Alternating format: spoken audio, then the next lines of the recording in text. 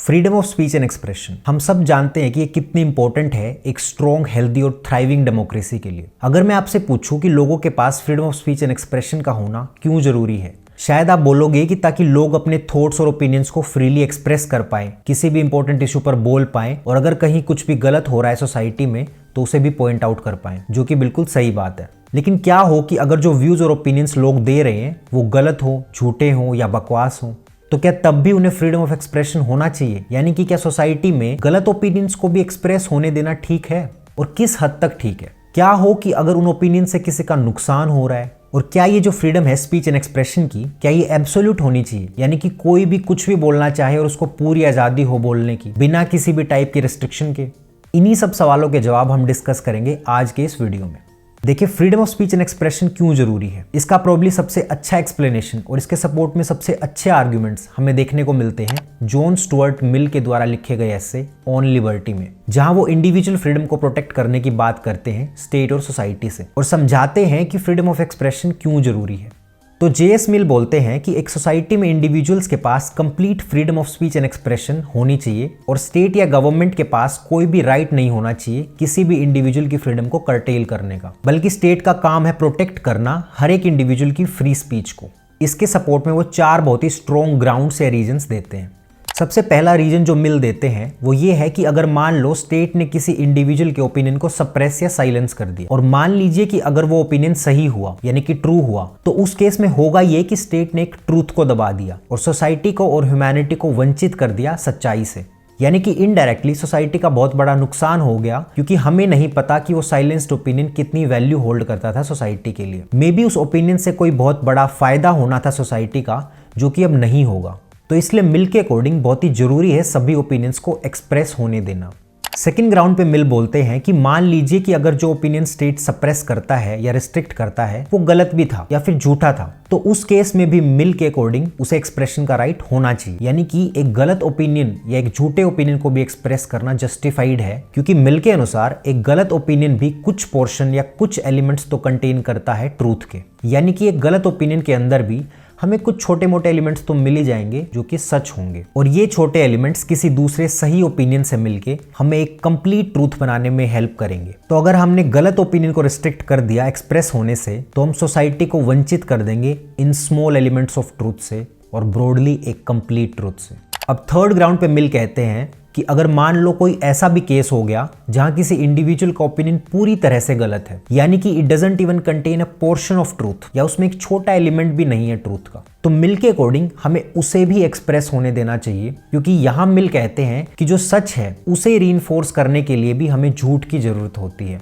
यानी कि जब सोसाइटी में झूठ होगी तभी तो लोग जान पाएंगे कि सच क्या है और कितनी इंपॉर्टेंट है। तो इसलिए झूठ की भी वैल्यू है सच को रीइंफोर्स करने के लिए।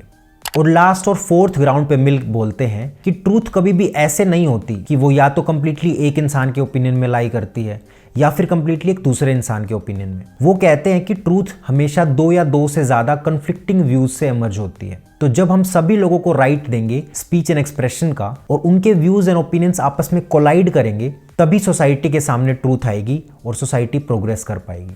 तो ये 4 आर्ग्यूमेंट्स मिल देते हैं जिनके हिसाब से किसी भी ओपिनियन को साइलेंस या रिस्ट्रिक्ट करना, बेशक वो ट्रू है, पार्शली ट्रू है या फॉल्स है, सही नहीं है सोसाइटी के ओवरऑल बेनिफिट और बेटरमेंट के लिए।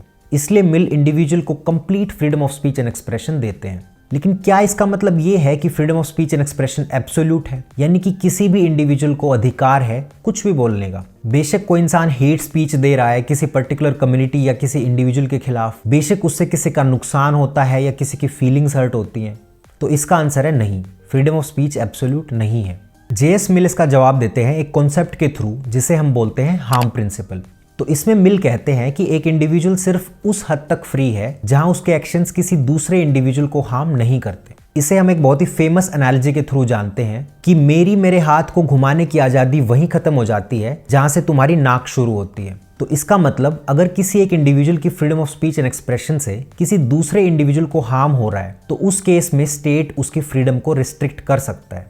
लेकिन यहाँ अब एक प्रॉब्लम आती है कि हम हार्म किसे बोलेंगे या हार्म को हम कैसे डिफाइन करेंगे, यानी कि क्या क्या चीजें आती है हार्म के अंदर। मिल के अकॉर्डिंग यहाँ हार्म का मीनिंग है फिजिकल हार्म, जैसे कि बॉडीली हार्म या डिस्ट्रक्शन ऑफ प्रॉपर्टी और मटेरियल थिंग्स, यानी कि मोस्टली फिजिकल डैमेज। तो अगर किसी इंडिविजुअल की स्पीच से किसी दूसरे इंडिविजुअल का कोई फिजिकल हार्म हो रहा है तो उस केस में स्टेट के पास राइट है उसकी स्पीच को रिस्ट्रिक्ट करने का। जैसे कि अगर कोई इंडिविजुअल किसी पर्टिकुलर कम्युनिटी के खिलाफ हेट स्पीचेस दे रहा है और लोगों को भड़का रहा है उनके खिलाफ, जिससे कि उस कम्युनिटी का एक्चुअल फिजिकल हार्म या फिजिकल डैमेज हो सकता है, तो ऐसे केस में ऐसी स्पीचेस को स्टेट के द्वारा रिस्ट्रिक्ट किया जा सकता है उन्हें हार्म से बचाने के लिए। लेकिन अब यहाँ मिल की थियरी में कुछ लिमिटेशंस आती हैं जिनकी वजह से उसे काफी क्रिटिसाइज किया जाता है। सबसे बड़ी लिमिटेशन है कि हार्म प्रिंसिपल सिर्फ फिजिकल हार्म को कंसिडर करता है, इमोशनल हार्म को नहीं। तो अगर किसी की स्पीच से किसी इंडिविजुअल को इमोशनल हर्ट या इमोशनल पेन होता है तो उस केस में क्या होना चाहिए, क्या वो होने देना जायज है? तो इसके जवाब में एक काउंटर आर्ग्यूमेंट आता है कि इमोशनल पेन को क्वांटिफाई करना बहुत ही मुश्किल है कि कितना ज्यादा है या कितना कम।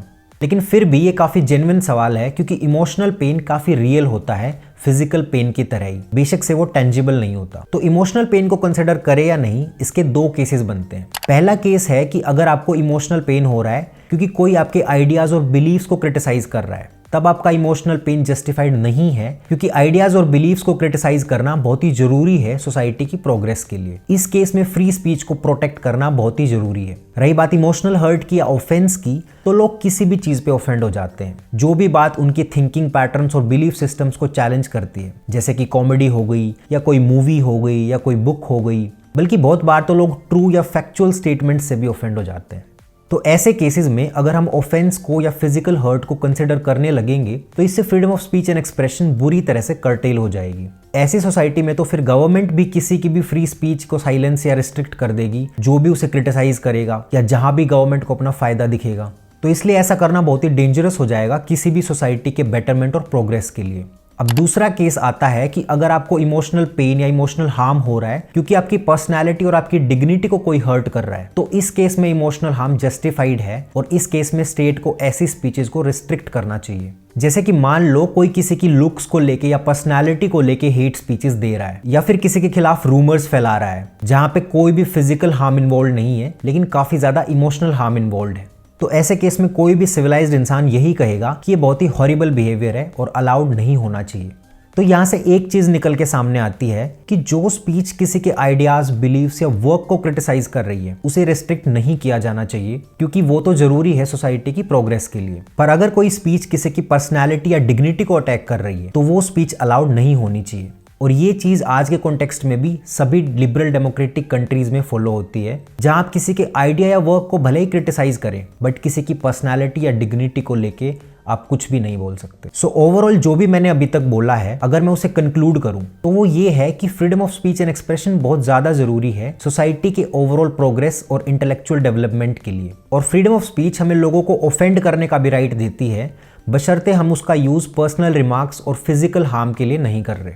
और लोगों को ऑफेंड करना बहुत जरूरी भी है उनके आइडियाज और बिलीव्स को लेके, क्योंकि तभी सोसाइटी प्रोग्रेस कर पाएगी। जब हम लोगों के बिलीव्स और आइडियाज को क्वेश्चन करते हैं, उसी से लोगों के बीच डिबेट और डिस्कशन स्पार्क होता है, which is a key to societal progress and societal change.